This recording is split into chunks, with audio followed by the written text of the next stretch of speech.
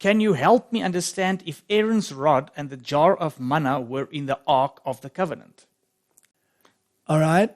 So originally, Martin, the Ark of the Covenant contained the tables of stone.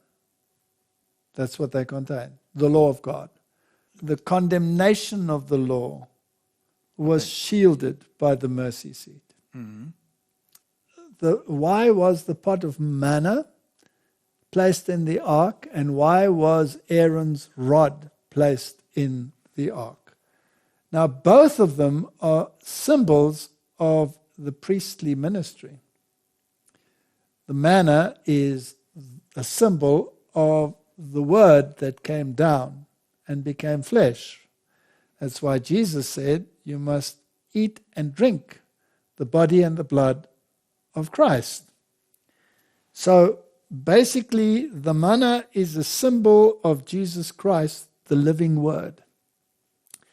And Aaron's rod that budded is a fascinating story, because there were claims that others should be the priest and not just Aaron. And so the question was settled by them putting their rods down, and the other rods never budded. But Aaron's rod not only budded, it produced flowers and fruit.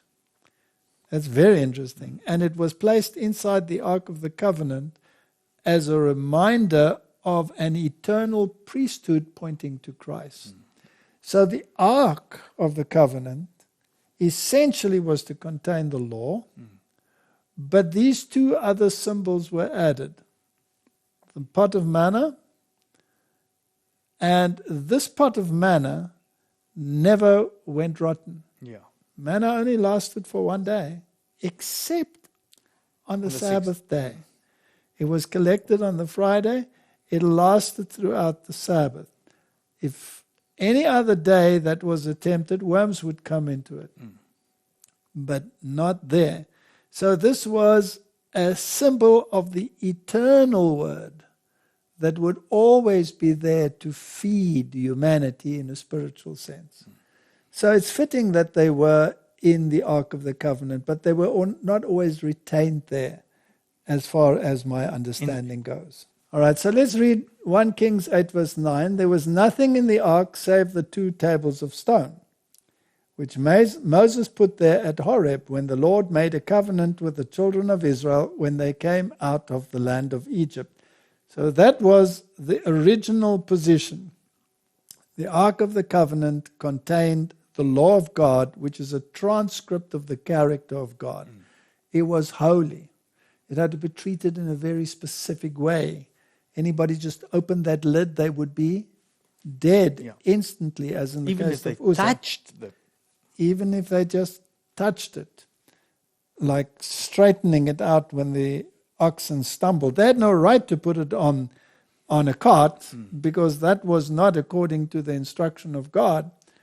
But of course the Philistines weren't punished because they had no such knowledge. So God overlooked their ignorance, but he did not overlook the ignorance when it came to the Israelites. So later when we read in Hebrews 9 verse 4, and the Ark of the Covenant overlaid around about with gold, wherein was the golden pot that had the manna, and Aaron's rod that budded, and the tables of the covenant. That was all placed within the ark. And as we have stated, it is fitting because it refers to the character of God. He is the living word. Jesus Christ is the living word.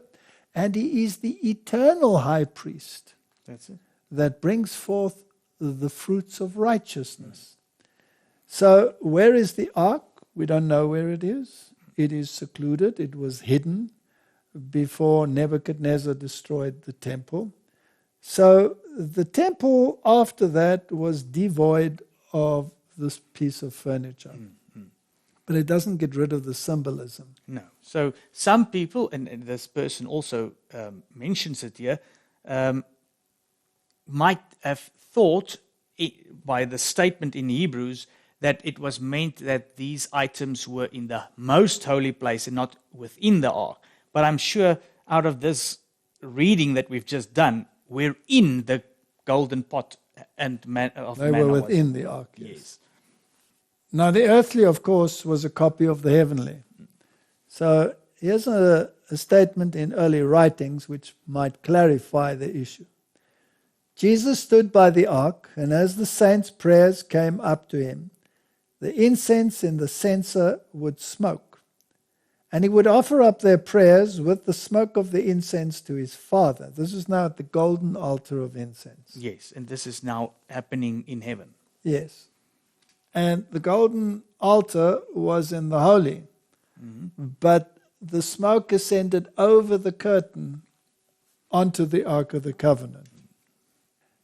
In the ark was the golden pot of manna, Aaron's rod that budded, and the tables of stone which folded together like a book.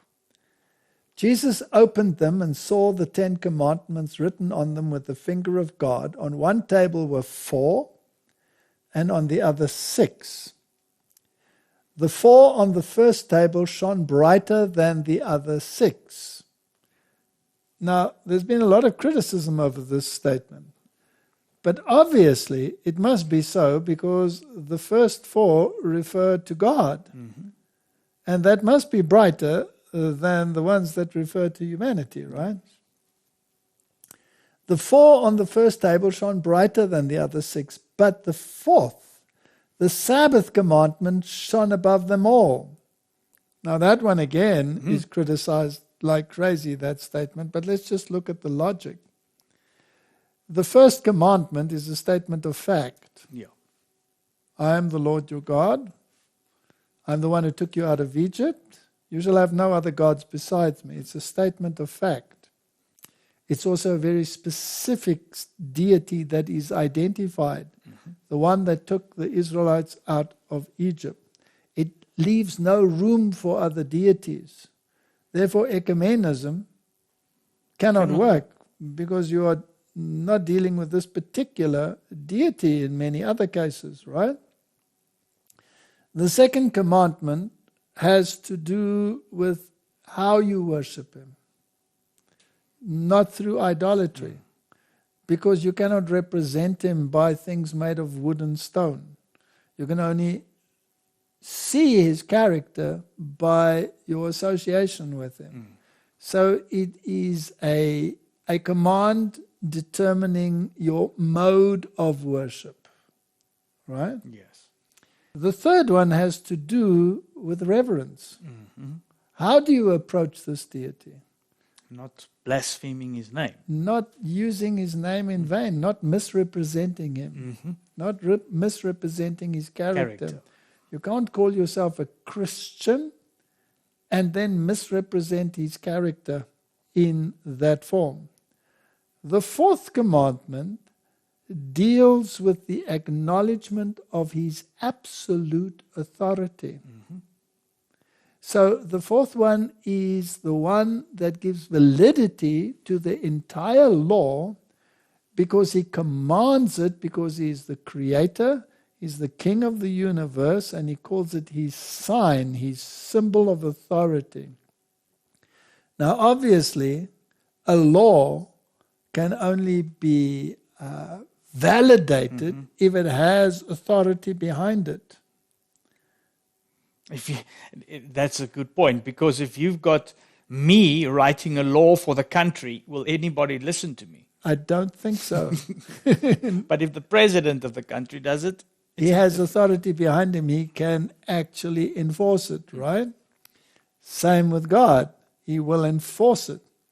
So the fourth one, giving authority to the entire law, must shine brighter than the rest. Because if you had signed it, it wouldn't be brighter. Yeah. Even if the President of the United States signed it, it wouldn't give it more authority. God signed it. That's it. Okay? And it also puts it in sequence. Once you do the fourth, you will do the other 3 of the first table. And once you've got this relationship sorted out, the other 6 will follow in sequence automatically. Once you accept the authority, all the others become axiomatic. It has to be. Has to be that way. So the Holy Sabbath looked glorious. A halo of glory was all around it. I saw that the Sabbath commandment was not nailed to the cross. If it was, the other 9 commandments were, and we are at liberty to break them all, as well as to break the 4th. I saw that God had not changed the Sabbath, for he never changes. But the Pope had changed it from the 7th to the first day of the week, for he was to change times and laws. That's pretty straightforward. Mm-hmm. I think I can concur with every single statement in this quote. I think this also makes it clear that Aaron's rod and the pot of manna were were inside of the ark.